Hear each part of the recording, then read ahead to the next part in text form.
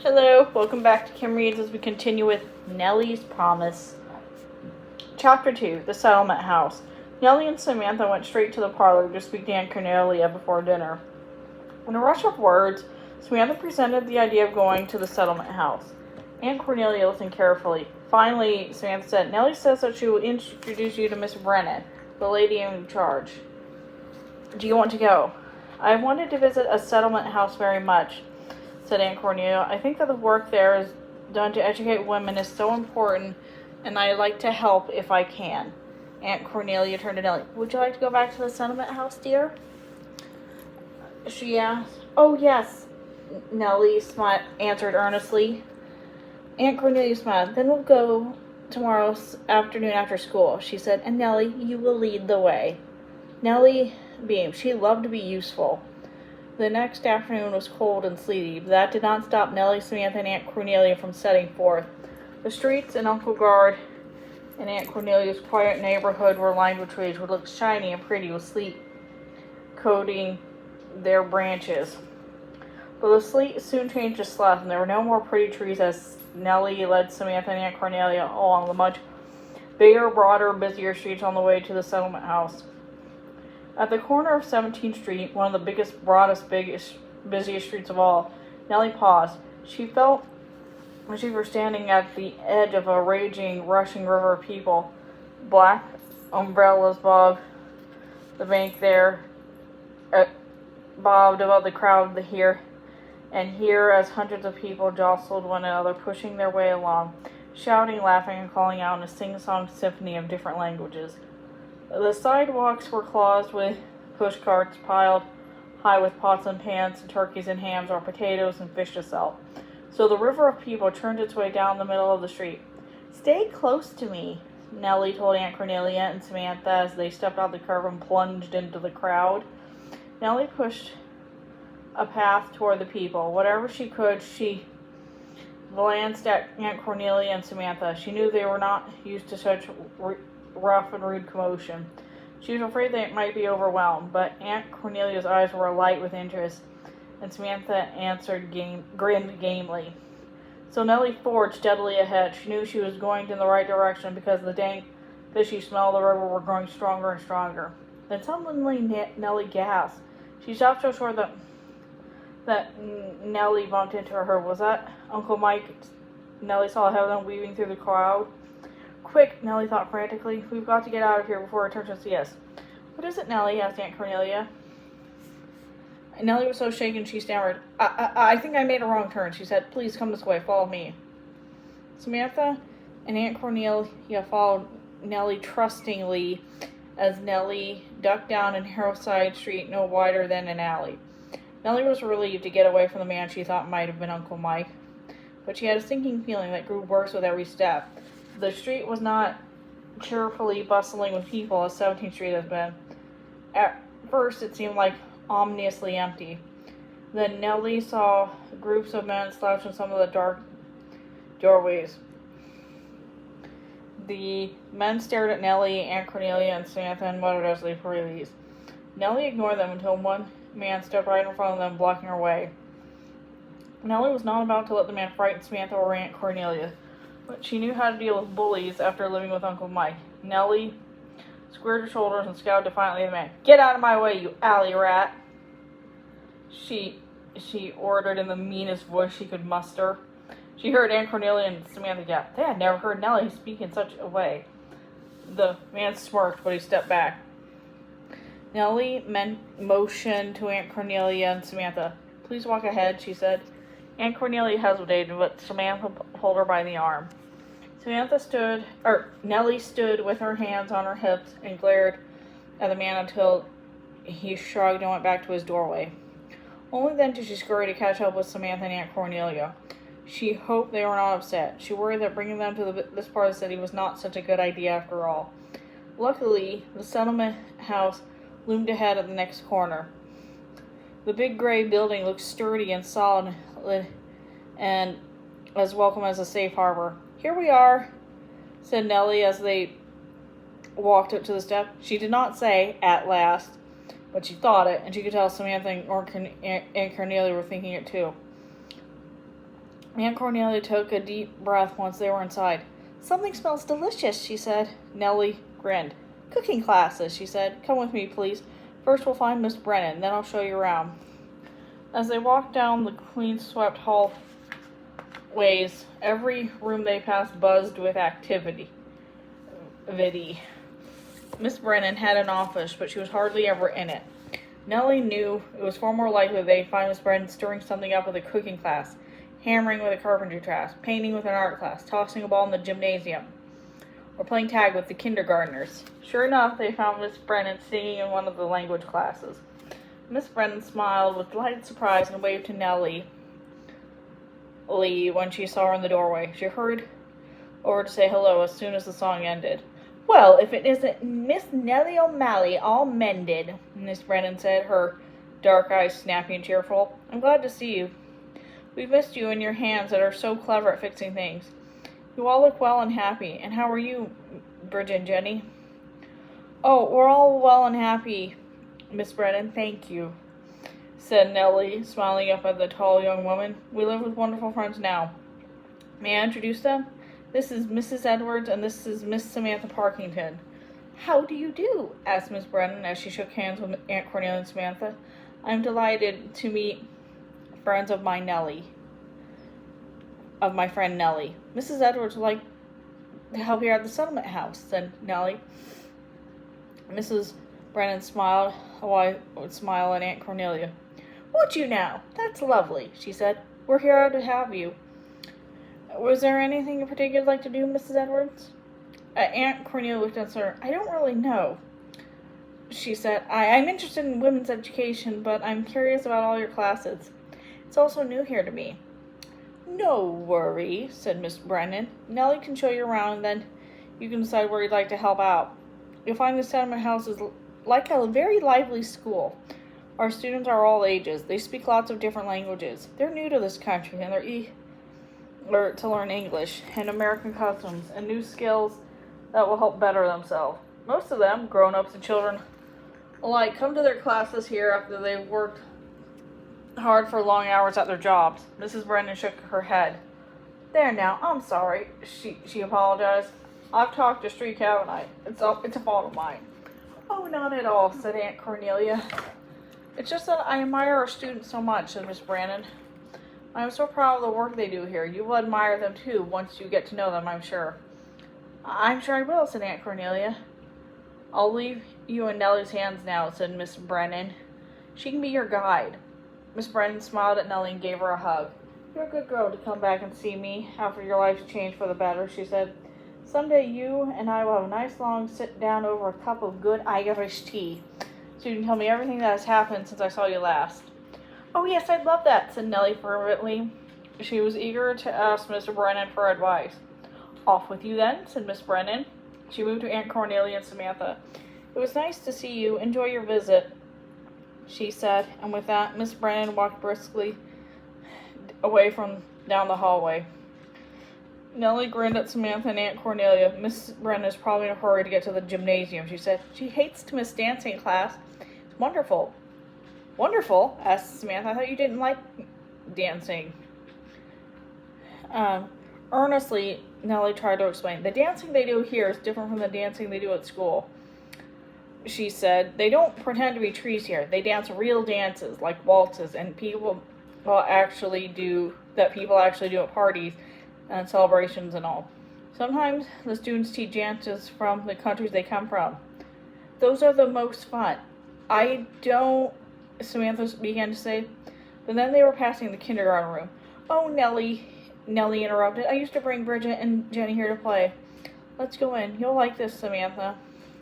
Nellie led Samantha and Aunt Cornelia into the kindergarten room. It was warm and well lit, with tall windows. The room smelled of paint and clay and was filled with children. They were playing, reading, or talking. The children's clothes were ragged, and some had dirty bare feet. Most of the children looked tired. It was only when they smiled that their thin faces looked bright and childlike. Nellie saw one little girl who had fallen asleep in the quiet corner. Another girl who was eating a piece of bread with more haste than manners. Nellie's heart went out to these little girls. It had not been so very long ago when they had lived with a terrible Uncle Mike that Bridget and Jenny's faces had looked exhausted and pinched, just like the faces of these children. Nellie was grateful to the Uncle Guard and Aunt Cornelia and determined that her sister would never look like that again. The stout and kindly teacher, Mrs. Van Vorst, came over and said hello. Nellie introduced her to Aunt Cornelia and Samantha. "I'm Miss Bridget and Jenny," said Mrs. Van Vorst. "Remember how they used to love to tell stories?" "They still do," said Nellie. "They especially love the stories Samantha tells them. She is a wonderful storyteller." Mrs. Van Vorst looked expectantly at Samantha. "Would you like to tell these children a story, miss?" she asked. "Oh, I don't know," said Samantha. She sounded rather shy and unsure. Nellie knew how it was to feel shy and awkward and out of place. She felt that way at school all the time. To help Samantha feel at ease, Nellie nudged her and grinned. "Go on," she said. "You can tell them one of these stories you tell Bridget and Jenny." "Well, all right," said Samantha. Samantha sat down in a rocking chair and the children gathered at her feet. As Nellie and Aunt Cornelia turned to the living room, they heard Samantha saying, "I'm going to tell you a story about a sailing ship." "Ah," said the children eagerly. They scooted up to near Samantha.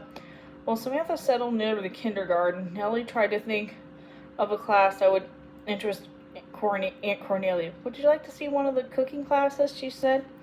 "Yes," said Aunt Cornelia. "I would indeed." So Nellie led the way to the kitchens. In no time at all, Aunt Cornelia was happily wrapping in a big white apron, her elegant hat still on her head, her sleeves rolled up, and her arms deep in soap suds in the sink. She was helping wash the pots and pans that the cooking students had used. From time to time, Aunt Cornelia had to wipe her hands dry in her apron so she would hold something one of the students had brought her to taste. Most of the students were grown-ups, Italian and German ladies. They were very generous with samples. Said Aunt Cornelia after a taste of fresh baked bread. "Oh, Nellie, I wish I could stay in Italian and German. That bread is delicious." Nellie had learned some Italian and German words that she helped at the settlement house before. "In Italian, you say," okay, bear with me, "Il pane il molto buono." And in Germany, you say, "Das Brot schmeckt gut." Nellie told Aunt Cornelia. But then she laughed and said, "But I think is the same in every language." Nellie loved translating for Aunt Cornelia and working beside her in cooking class. The hours flew by. All soon it was time to gather Samantha from the kindergarten classroom to go home. It was dark and cold and began to sleet again when they came out of the settlement house. And Samantha and Cornelia were tired. Luckily, a horse-drawn cab was passing by. Aunt Cornelia waved to the driver to stop, and they all climbed inside. Nellie sat in the middle between Aunt Cornelia and Samantha as they rode home. Aunt Cornelia sighed a happy, tired sigh. "Nellie, dear child," she said, "thank you. I've wanted to visit a settlement house for a long time to find out their classes for women. I'm very grateful to you for helping me so." Then Aunt Cornelia leaned back against the cushions and closed her eyes. Clip-clop, clip-clop. Nellie found the sound of the horses' hooves on the pavement very comforting. She was comforted, too, by knowing they'd be returning to the settlement house. Nellie was so sorry that she'd not been able to speak to Miss Brennan alone at this time, but she was sure she'd have a chance sometime soon because Aunt Cornelia had decided to help out there once a week. Nellie felt a warm glow of satisfaction knowing that Aunt Cornelia had really liked their visit to the settlement house. Nellie had hoped that Samantha liked it too. Nellie looked at Samantha in the faint light of the cab. She was perplexed and alarmed to see that Samantha's eyes were full of tears. Nellie pulled her lacy handkerchief from her purse and held it to Samantha. "Samantha," Nellie whispered, "what's wrong?" Samantha did not take the handkerchief. She turned her face away and looked out the sleeted window of the cab. "Nothing," she said shortly. "I'm fine." But Nellie knew her friend wasn't fine at all. When Samantha came to dinner, Nellie saw that she had washed her face clean of all the traces of her tears. Samantha was subdued, but she smiled as sweetly as usual, especially at Bridget and Jenny. She listened even more attentively than usual in the little girl's merry chatter, and she seemed to study that if she were meeting them for the first time. Nellie watched Samantha gently put Jenny's napkin back in her lap and lovingly tug a wisp of Bridget's hair behind her ear. Jenny and Bridget and Samantha looked at one another with such affection that Nellie almost felt excluded by the three of them.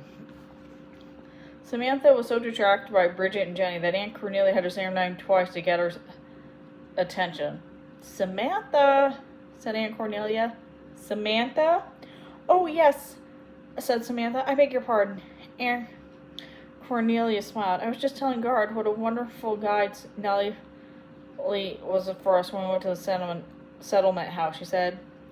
"Oh," said Samantha. Her voice sounded strained. "Yes, I'm very proud of you, Nellie," said Aunt Cornelia. "Samantha and I never would have found our way to the settlement house through those busy, confusing streets.